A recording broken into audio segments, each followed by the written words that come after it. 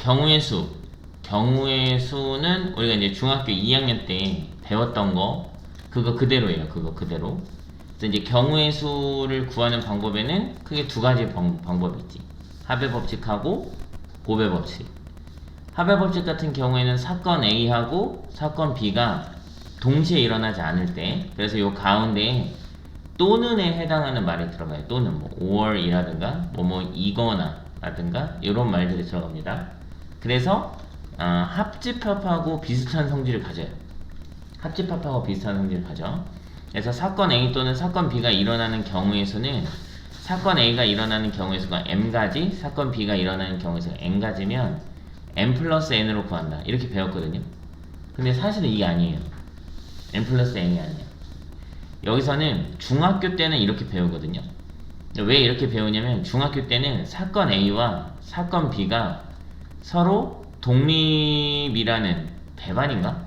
서로 배반이라는 가정하에 이렇게 구하는 거야. 무슨 얘기냐면 동시에는 아예 절대 안 일어나. 동시에는 아예 절대 안 일어나. 그러니까 만약에 예를 들어서 이거 이제 우리가 대표적으로 구했던 게 뭐가 있냐면 주머니 안에 1부터 20까지의 숫자가 들어있는데 3의 배수 또는 5의 배수가 나오는 경우의 수를 구해라. 그러면 3의 배수가 나오는 경우의 수가 6가지고 5의 배수가 나오는 경우의 수가 4가지. 근데 이제 더해서 10가지 이렇게 구하는 건데 얘는 3의 배수이면서 5의 배수인 15의 배수가 나오는 경우의 수가 한 번 있죠. 그죠? 그럼 이 15의 배수가 나오는 경우의 수는 여기도 한 번, 여기도 한 번 들어갔기 때문에 이걸 한 번 빼서 9가지 이렇게 정해줘야 된단 말이야. 태연이 무슨 얘기인지 이해하고 있죠? 그래서 사실은 그냥 더하기가 아니고 합집합이에요. 합집합. 그래서 A가 일어나는 경우의 수와 B가 일어나는 경우의 수를 더한 다음에 A와 B가 동시에 일어나는 경우의 수를 한번 빼줘야 돼요. 그게 원래는 맞는 거야.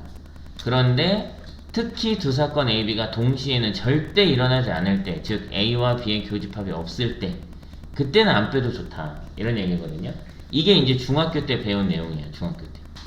중학교 때는 안 빼고 그냥 구하는 거예요. 그 다음 두 번째는 이 곱의 법칙인데, 곱의 법칙은 이제 두 가지 사건이 동시에 일어날 때, and가 들어가죠. and. 그때 이제 곱해서 구하면 된다. 이렇게 중학교 때 똑같이 배운 거예요. 그래서 이 곱의 법칙을 이용한 게 순열이에요. 순열은 뭐냐면 순서대로 나열하는 경우의 수거든. 그러니까 우리가 이제 중학교 때 줄 세우기 배웠어요. 줄 세우기 배웠었죠. 학생 몇 명을 이렇게 줄로 일렬로 세우는 거. 그거 이게.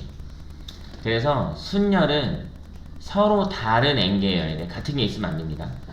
서로 다른 n개에서 r개를 선택하여 일렬로 배열하는 경우의 수를 n개에서 r개를 택하는 순열이라고 하고 기호로 NPR 이렇게 나타내요. permutation이에요. permutation. 그래서 NPR 이렇게 나타내는데 우리가 이제 중학교 때 이런 거 배웠단 말이에요. 5명 중 3명을 선택해서 일렬로 나열하는 경우의 수를 구하면 그러면 5 곱하기 4 곱하기 3 이렇게 구했잖아요. 그죠? 이제 앞으로는 이렇게 말하기 귀찮으니까 그냥 5 permutation 3 이렇게 쓰겠다는 거야. 5명 중 3명을 선택해서 일렬로 나열하는 경우의 수를 구해라. 이렇게. 즉 n명 중 r명을 선택해서 일렬로 나열하는 경우의 수 n permutation r 요걸 구하면 된다는 건데 요거는 n 팩토리얼을 n-r 팩토리얼로 나눠서 계산하면 됩니다. 팩토리얼 기억나요? 계승. 5 팩토리얼이면은 이제 5부터 1까지 다 곱하는 거. 이렇게 다 곱하는 거. 그래서 n 팩토리얼을 n-r 팩토리얼로 나눠주면 돼요. 그러니까 이게 n 팩토리얼은 n, 그 다음에 n-1, n-2 이런 식으로 해가지고 1까지 곱해나가는 거거든요. 1까지 곱해나가는 건데 이렇게 곱하다 보면 중간에 n-r보다 1 큰 애 나오고 그 다음에 n-r 나오고 그 다음에 n-r-1 나오고 이렇게 계속 내려가겠죠. 그죠? 근데 n-r 팩토리얼로 나누면 이 뒤가 다 없어져요. 이렇게 나누면. 예, 그래서 n부터 n-r 마이너스 n-r보다 1 큰 데까지 곱하면 돼요. 1 큰 데까지. 그래서 이게 몇 개냐? 이게 r개가 돼. r개. 이게 r개. 그래서 npr이다. 그러면 n부터 시작해서 r개의 숫자를 곱하면 된다. 이렇게 생각하면 돼요. 7p4다. 그러면 어디까지 곱해요? 7, 6, 5, 4. 이게 4라서 4를 쓴 게 아니고 4개를 쓴 거예요. 4개. 이렇게 6p2면 6 곱하기 5 2개. 6명 중에 2명 뽑아서 일렬로 나간다. 이런 소리니까. 알겠어? 자, 계승을 이용한 순열의 수인데 이제 n명 중에서 n명을 뽑아서 일렬로 나열하는 경우에서는 이제 n팩토리얼 그대로고요. n명 중에서 0명을 나열해서 선택해서 일렬로 나열하는 경우에서 한 가지밖에 없어요. 아무도 안 뽑는 딱 한 가지. 그 다음에 0팩토리얼은 1로 가정합니다. 1. 0팩토리얼은 1로 가정해요. 증명하는 과정이 있었는데 뭐 중요치 않아서 증명은 안 할게요. NPR은 이렇게 계산하면 된다. 좀 아까 배웠고요. 순열. 이게 오히려 순열보다 경우의 수가 어려워요.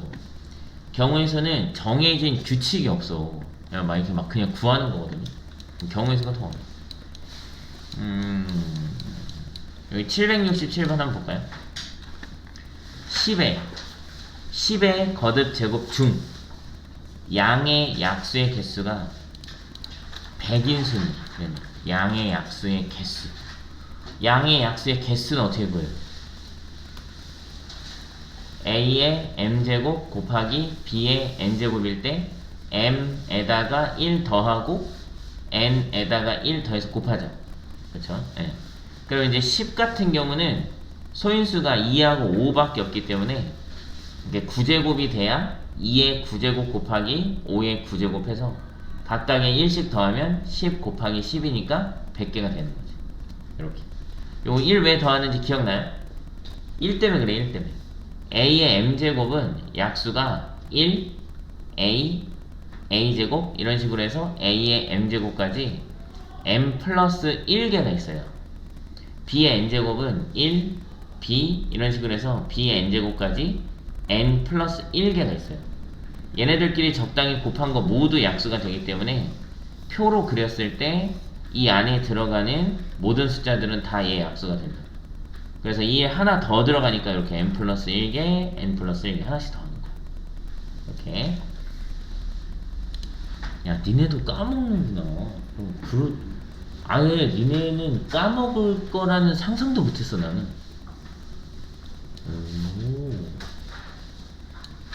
그 다음에 768번 이거 한번 해볼게요. 768번. 요거는 암기하는 것도 나쁘지 않아. 요건 암기하는 것도 나쁘지 않아요. 요걸 뭐라고 하냐면 이제 수형도를 그린다 이렇게 하거든요. 수형도. A, B, C 네 사람이 각자 책을 한 권씩 가지고 와서 바꿔 읽기로 했어요. 자기가 가져온 책은 자신이 읽지 않아요. 책을 바꿔 읽는 경우에서는 9가지. 이거 외운 거야, 쌤. 외운 거. 이 수형도를 그리는 거는 뭐냐면 쉽게 말해서 노가다를 하는 거야. 노가다를 하는 건데 이거 왜 노가다를 해야 되냐면 우리가 막 그 4명이니까 4명을 일렬로 배열하는 경우의 수를 3 곱하기 2 곱하기 이거 4 곱하기 3 곱하기 2 곱하기 이렇게 구하잖아요. 이건 언제냐면 이 4명을 일렬로 세울 때는 맨 앞에 A가 오든 B가 오든 C가 오든 D가 오든 그 뒤가 다 일정하게 똑같은 거예요.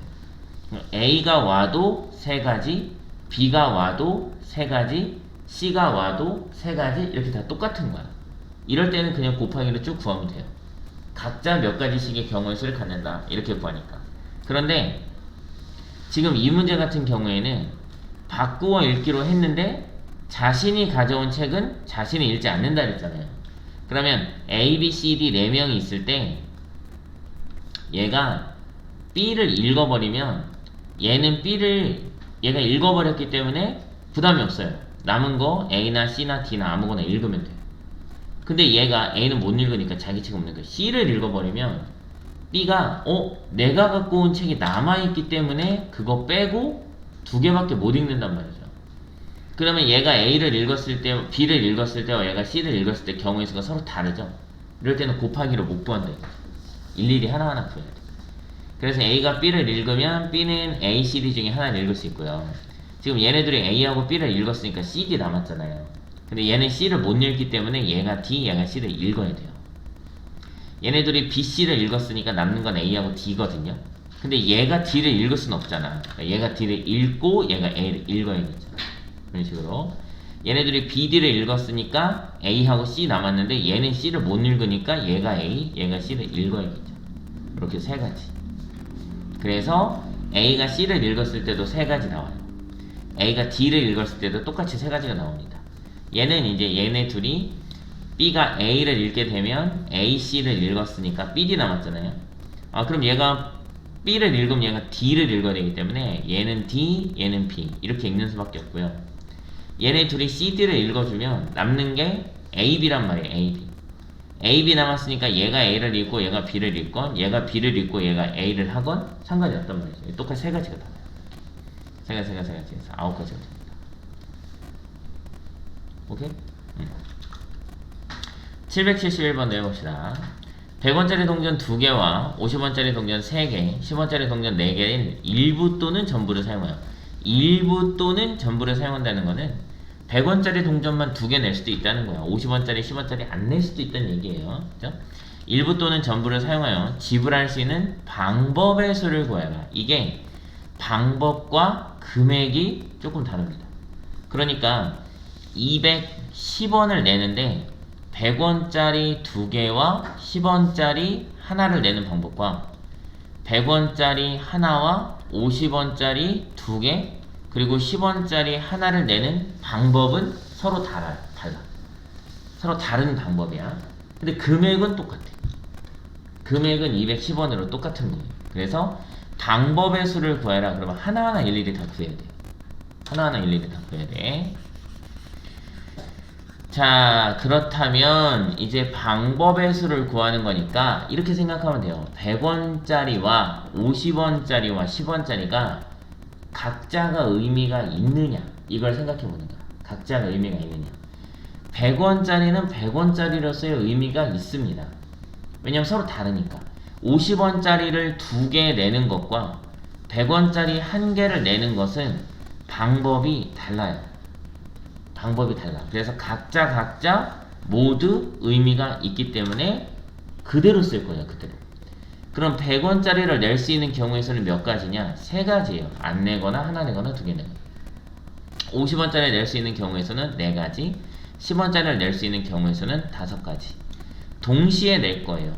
안 내는 것도 있다면서요. 안 내는 거 포함시켰거든.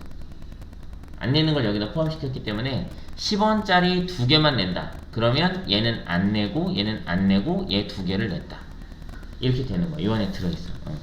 그래서 곱해주면은 60가지가 되는데요. 60가지가 되는데 이 60가지 안에는 얘도 안 내고 얘도 안 내고 얘도 안 내는 그 한 가지가 들어있어요. 그걸 빼주시면 59가지가 됩니다. 이해돼서? 근데 이게 금액일 땐 조금 달라요. 여기 금액. 얘는 방법은 안 하고 금액만 해볼게요. 만원짜리 지폐가 3장 있고 5천원짜리 지폐가 2장, 1000원짜리 지폐가 6장 있어요. 그러면 지불할 수 있는 금액의 수를 구하라고 그랬는데 이제는 내가 만원짜리 지폐 3장이 별 의미가 없습니다. 왜냐면 아저씨한테 만원짜리를 줬다가 아저씨 저 5천원짜리 2개 있으니까 이걸로 바꿔드릴게요. 이럴 수 있어요. 그쵸? 그러니까 돈만 맞으면 되는 거지 내가 얼마짜리를 내든 상관이 없단 말이야. 상관이 없단 말이야. 그러면 이 5천원짜리 지폐가 2장 있으면 얘가 만원짜리를 대신 할 수 있잖아요. 그죠? 몇 번이고 대신 할 수 있어요. 그럴 때는 이 만원짜리 지폐들이 의미가 없는 거야. 돈만 맞으면 되니까. 그럼 만원짜리 지폐 3장을 5천원짜리로 다 바꿔. 5천원짜리 6장으로 바꿔서 5천원짜리 8장을 갖고 있는 거야. 그 다음에 1000원짜리도 보니까 6장이 있거든요. 5천원짜리 하나 대신에 1000원짜리 6장을 낼 수가 있어 우리가. 그쵸? 그럼 5천원짜리도 의미가 없어요. 그래서 5천원짜리 8장 4만원이죠. 4만원을 전부 1000원짜리 40장으로 바꿀 거예요. 그럼 결국에는 뭐랑 똑같냐면 1000원짜리 46장이 있는 것과 똑같아요. 1000원짜리 46장 46,000원. 한 푼도 안 내는 건 안 된다고 했으니까 46가지 경우의 수가 있는 거야. 뭔 얘기인지 알겠어요? 그러니까 만약에 방법의 수를 구하라 그러면은 이 5,000원짜리 지폐가 2장이 있다 하더라도 만원짜리가 만원짜리로서의 의미를 갖기 때문에 함부로 바꾸면 안 돼. 근데 금액의 수를 구하라 그러면 만원짜리 별로 의미 없어요. 5,000원짜리 2개를 내건 만원짜리 내건 같은 금액이야.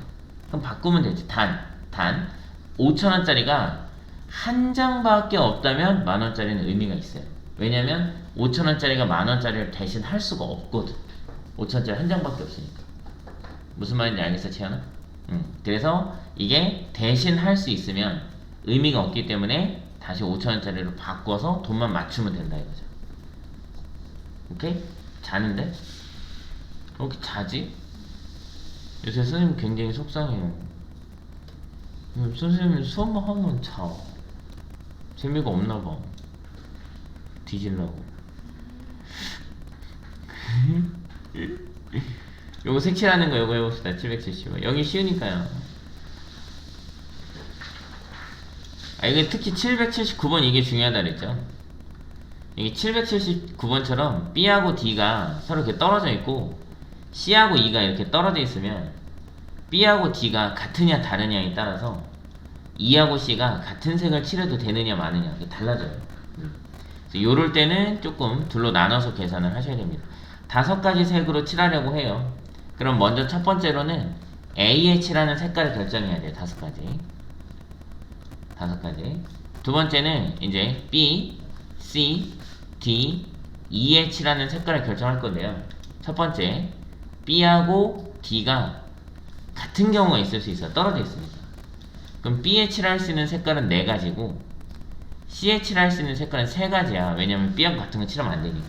그죠? 근데 D에 칠할 수 있는 색깔 1가지밖에 없어요. 왜? 얘가 칠한 걸 칠하기로 했거든. 같게 하기로 했거든. 그죠?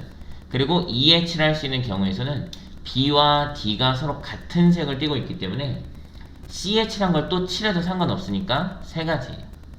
그래서 동시에 칠해서 48가지인데 두 번째, 이걸 왜 따로따로 해야 된다고? 왜냐면 B와 D가 같으냐 다르냐에 따라서 E의 경우의 수가 달라요. 아까 왜 이렇게 수영도 그리는 거에서 A가 뭘 선택하느냐에 따라서 B의 경우의 수가 서로 다른 경우가 있다 그랬죠. 그럼 그냥 곱하기를 쭉 못 구해요. 요럴 때는 E의 경우의 수가 서로 다르기 때문에 좀 고려를 해줘야 돼요. 만약에 B와 D가 서로 다른 색을 칠한다면 B는 4가지 칠할 수 있고 C는 3가지 칠할 수 있는데 D는 C에 칠한 것도 칠하면 안 되고 B에 칠한 것도 칠하면 안 돼요. 그러니까 2가지밖에 못 칠한다. 그렇게 되면 이 입장에서는 B에 뭐 하나가 칠해져 있고 D에도 뭐 하나가 칠해져 있는데 둘이 다르단 말이에요. 그럼 E는 그거 2개 다 칠할 수가 없죠. 그럼 2가지가 된다고. 이렇게 다르다고 이게 이렇게 다르다고. 그래서 동시에 칠할 거니까 몇 가지죠? 48가지. 이게 36가지네요. 그래서 이제 둘이 더 해줄 거니까 84가지. 근데 요거 5가지 있어요. 동시에 일어날 거니까 곱해서 420가지. 이렇게. 오케이?